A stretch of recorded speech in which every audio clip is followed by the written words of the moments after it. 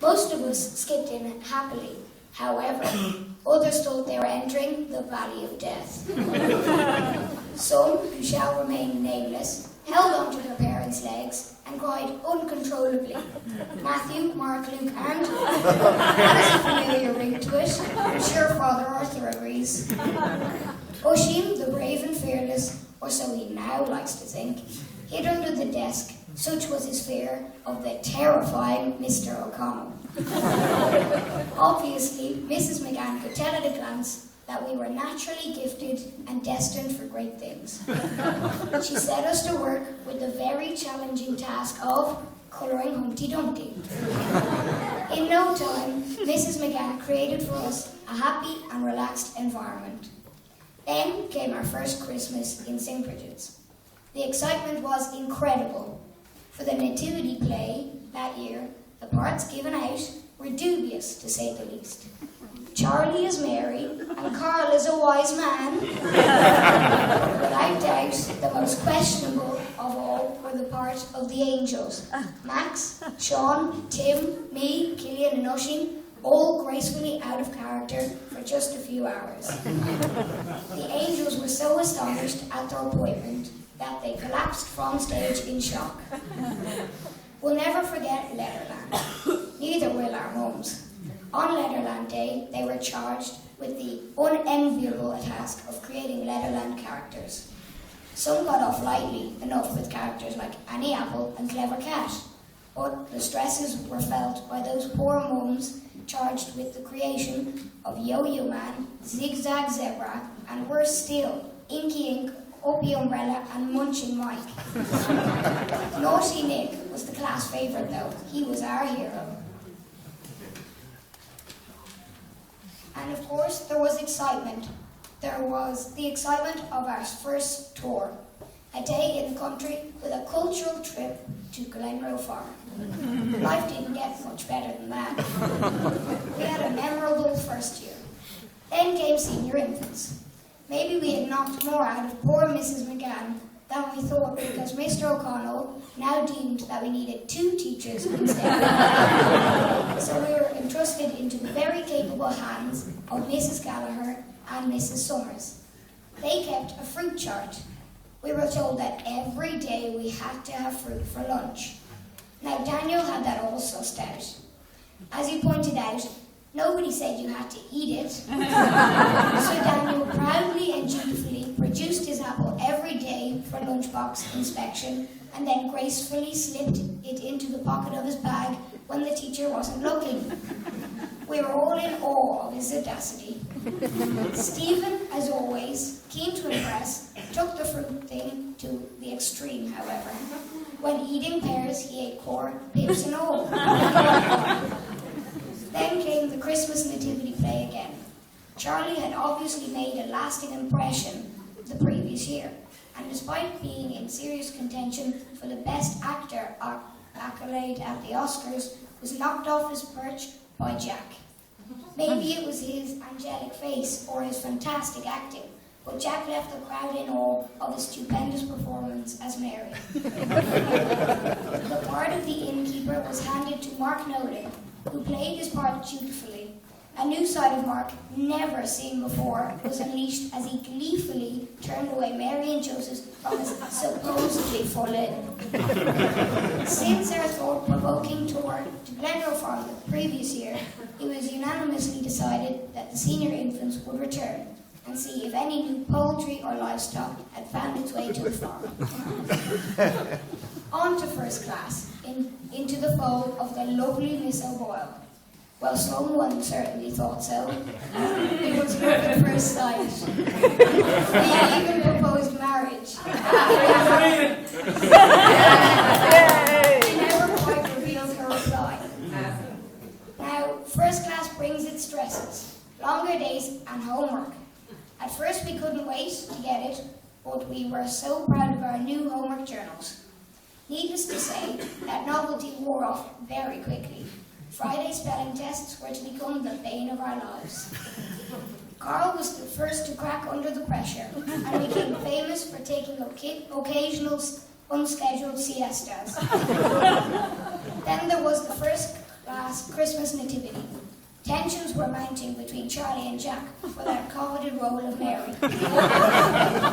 Alas, it was not to be. Both were demoted. Charlie to shepherd number 7 and Jack to the role of donkey. We reckon baby Annabelle had cold childbirth. We loved Miss O'Boyle and there were tears at the end of the year, especially when we realised that she was leaving St. Brigids. Then on to second class and another double act. Miss McMahon had us first, but not for long. She left to have a baby. In her place came Mrs. Sullivan, all the way from Kerry. We all reckoned that she had to be related to Jack. We had good fun with her as she played lots of games. Blind Man's Buff was a favourite. Stephen was class champ. Or was he? Last Friday we had a full confession. Stephen admitted to the terrible crime of peeping. And to think Miss O'Sullivan idolised him for his incredible ability, his amazing talent and natural instincts. Our first communion in May. Lots and lots and lots of walks down to the church. Practice, practice, practice.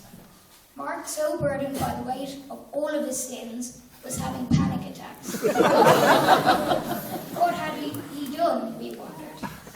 As part of our preparation, we were introduced to the wonders of meditation.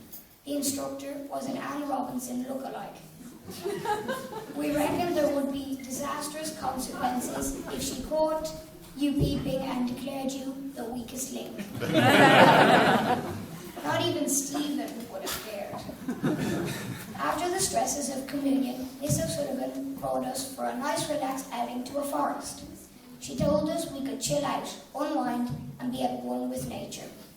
Well, relaxing for her, it was not. Tim, the ever-adventurous, climbed a tree. He must have been watching the tree-hugging protesters on the news. Climbing the tree was not the issue of the day, however.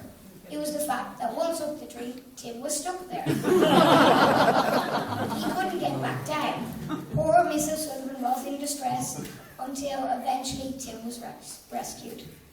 At the end of second class, we considered ourselves to be officially the big boys, as after all, we had now graduated into the senior summer camp. Then it was on to third class and another O'Sullivan. Different gender, though. This time he was Mr. O'Sullivan, and not related to Jack either. He was fresh out of college, his first class. He was in for a treat. He took things to a new dimension. He realised there was a hidden potential smouldering in us. He realised we were born entertainers and recognised our potential as singers. Somehow, I don't think we'd have made it to X Factor with our rendition of Yellow Submarine. Looking back on it now, I'm not sure that Mr. Kiernan, who's next door, appreciated our 154 verses every single morning. Now, we reckon that our reputation for excellence had gone before us. Excellence at nativity plays that was. Mr. O'Sullivan decided we were going to be record breakers. Never in the history of the school had any class done 4 nativity plays. Our record still stands. This play was called Stable Manners. However, it wasn't without trauma and disappointments. Nobody in our class landed the role of Mary.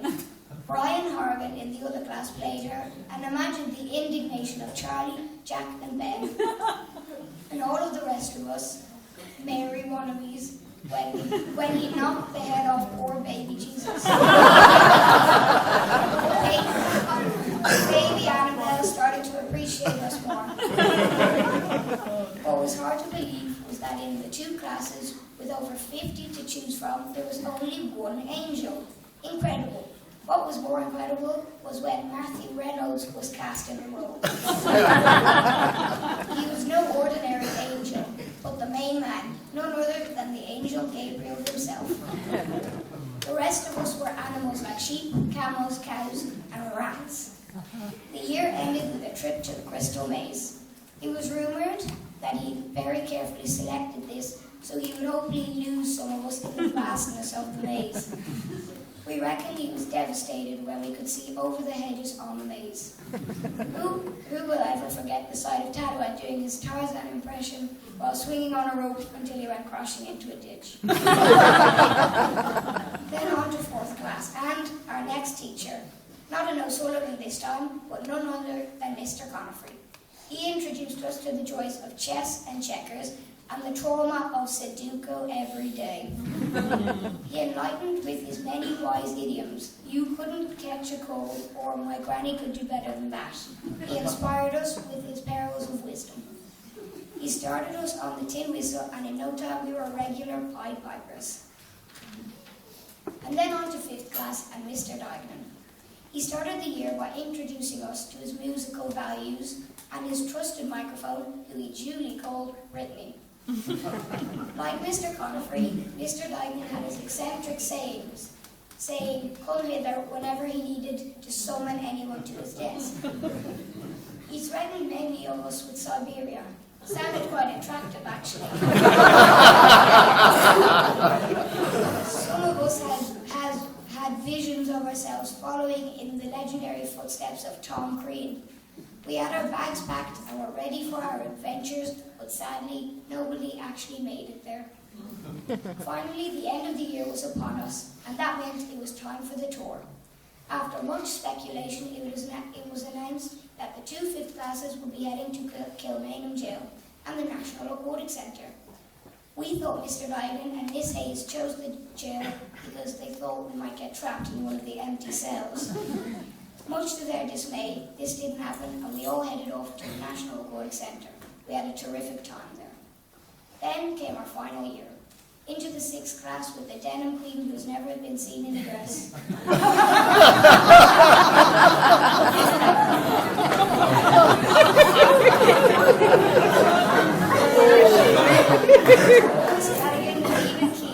We'd heard she was from Limerick and that they eat their children. It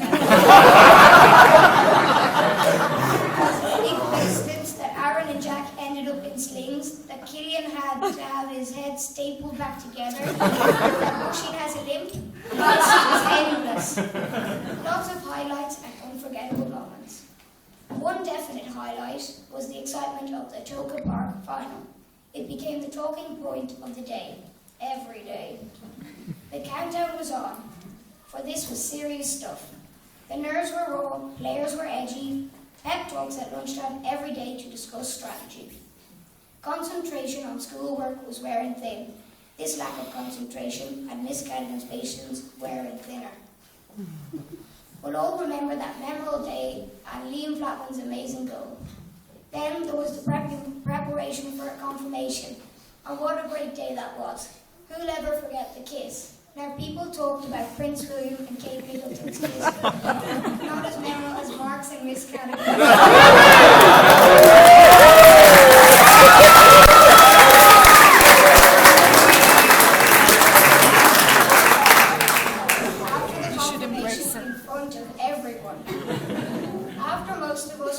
To the Glenview. Don't think the Glenview has recovered yet. And I'm not referring to the behaviour of us boys' parents these days. All in all, what a year. And it's not over yet. Can't wait for the hike tomorrow. Wonder who'll fall into the river. Morning football in the yard, which always left us sweating hard. Homework passes worth trying for. The witch is in, sign on the door. Voices breaking, growing up, training for the cross-country cup. Sudden interest in the girls' school, hope that blonde thinks I'm cool. Miss Cadigan putting us through our paces, and yet, despite all the hardship we give her, we know we're her favourite class, even when we're a pain in the neck. Can't believe it's the end of June, 6th class flown by all too soon. We'd no reason to cry, there was plenty of cheer, all in all, we had great years. For all the friendship, fun, and even the learning, to all of the teachers, not only our class teachers, but also those who took us for all of those extras. To Mr. O'Connell, always fair and patient, and God knows he's been well tested, we say a big thank you.